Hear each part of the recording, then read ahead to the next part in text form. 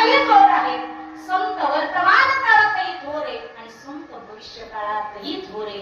म्हणून ती विठ्ठल विठ्ठल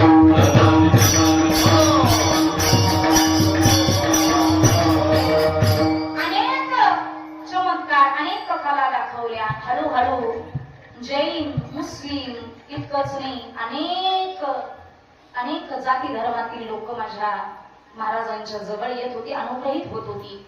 प्रत्येकाला ज्ञानामृताचा झरा ते देत होते. प्रत्येकाला त्या स्वतःचे मन संसारामध्ये मलिन झालं षडविकारांनी त्या मनाला स्वच्छ करण्याचं कार्य संतांनी केलं आणि म्हणून संत थोर असतात.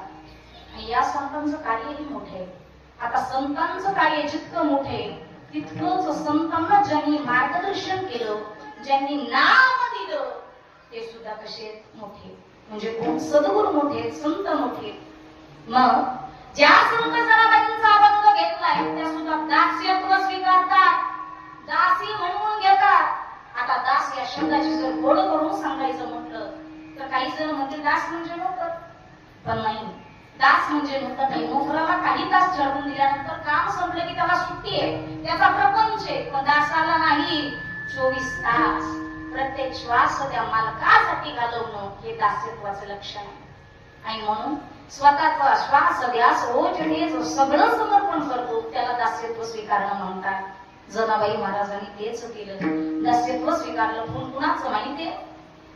अरे जननी कीर्तन करावं आणि जगाचा मालक ज्यांच्या कीर्तनावर येऊन नाचत होता त्यांचं महती, त्यांचा महिमा थोडा नव्हता. काय महिमा होता त्यांचा!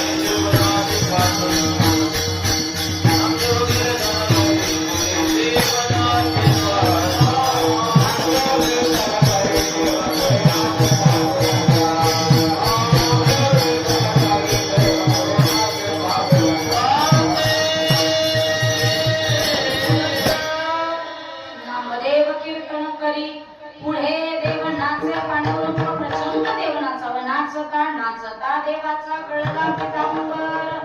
संतांचा अधिकार एवढा मोठा आहे. आणि मग या संतांचं दास्यत्व स्वीकारणाऱ्या संत जनाबाई महाराजांची ख्याती